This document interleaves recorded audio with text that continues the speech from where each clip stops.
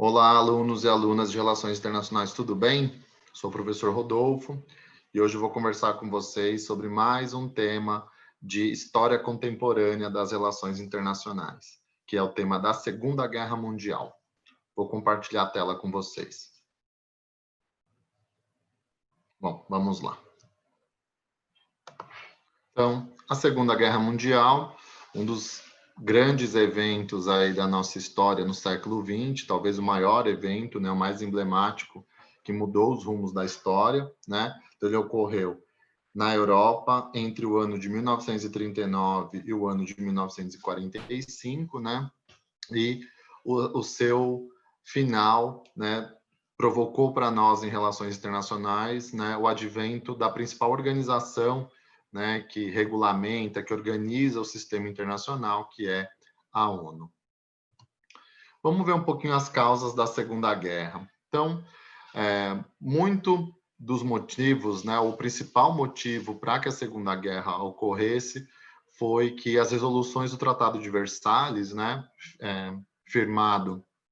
tratado firmado após a Primeira Guerra Mundial, colocaram a Alemanha, perdedora da Primeira Guerra, numa situação muito complicada, pagando indenizações altíssimas, né? Humilhada em relação a outros países da Europa, como em relação à França, né? Por ter perdido, né, a região de Alsácia-Lorena. Ficou uma situação muito complicada do ponto de vista econômico, né? O desemprego. Então, a Alemanha, de fato, entrou numa fase muito ruim após a Primeira Guerra, e dentro dessa circunstância muito ruim, surge um ambiente muito fértil, né, para o crescimento de uma ideologia totalitária que foi o nazismo, né? Então, o nazismo ele se conforma durante os anos 20 e ascende ao poder na Alemanha em 1933. O nazismo muito inspirado, né, na ideologia fascista da Itália, né, e ambos os países haviam passado por um processo de unificação não muito distante, né, no final do século XIX. Então, entendia-se que as ideologias totalitárias elas eram fundamentais para homogeneizar, para unir, para cimentar, né, esses dois países. E também nós tivemos o surgimento, né, e o fortalecimento do comunismo a partir da Revolução Russa, em 1917, e a incorporação do socialismo na então criada União Soviética em 1922. Então, todos esses elementos são ingredientes importantes para a gente entender o pré-Segunda Guerra. Um outro elemento é a crise das democracias ocidentais. Então, grande parte das democracias, sobretudo aquelas que tinham colônias, como a França, a Inglaterra, então, tiveram que dar conta, né, de observar como estavam suas colônias, ou tentar resolver problemas internos também muito relacionados ao colapso econômico de 1929. Então, não se deram conta de que crescia no mundo as ideologias totalitárias, né? Então, houve, de fato, um descuido em relação ao crescimento dessas ideologias totalitárias na Europa.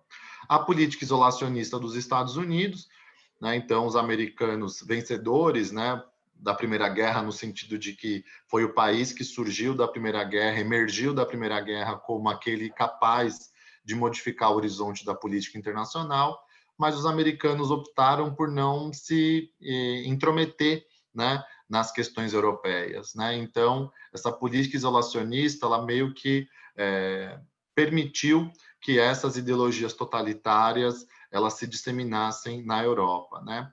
E a última causa também que a gente pode apontar é a questão da ascensão dos nacionalismos e a autodeterminação dos povos, né? Então, esse é um conceito da autodeterminação dos povos que vem logo após a Primeira Guerra Mundial, e com a criação de vários novos países na Europa, muitos outros países poderiam ter surgido justamente porque minorias étnicas não tiveram as suas requisições de autonomia ou de independência atendidas, né? Então, a gente percebeu que esse debate do nacionalismo ele não perde força no pós-Primeira Guerra e perdura até que, por exemplo, uma das justificativas, né, uma das bandeiras empunhadas pelo Hitler na Segunda Guerra era o pan-germanismo, né, era unir a nação germânica, né, numa Alemanha forte. Só que não tinha germânico só na Alemanha, tinha germânico na Escandinávia, tinha germânico no leste europeu, tinha germânico na Áustria.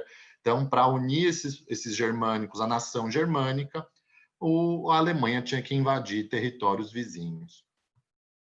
Então, um balanço da Segunda Guerra, que nós tivemos entre 40 e 50 milhões de mortos, né? Tivemos um avanço muito forte no uso de armamento, né? Então, percebam que a gente vai ter um uso maciço de tanque, uso de equipamento aéreo, coisa que na Primeira Guerra ainda era muito incipiente, o uso do radar, né? Então, houve um avanço expressivo no uso de equipamentos. A gente vai ter o surgimento da era nuclear, né? Com os atentados, as bombas de Hiroshima e Nagasaki, né? Então, a partir desse momento, a gente entra numa era nuclear sem precedentes na nossa história.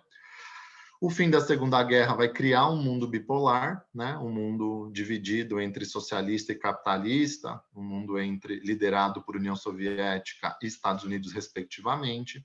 E, sem sombra de dúvidas, a guerra representou o fim da Europa como um árbitro de equilíbrio de poder, né? Então, os Estados Unidos passam a ter esse papel mais emblemático e a União Soviética. É isso, gente. Muito obrigado. Até a próxima.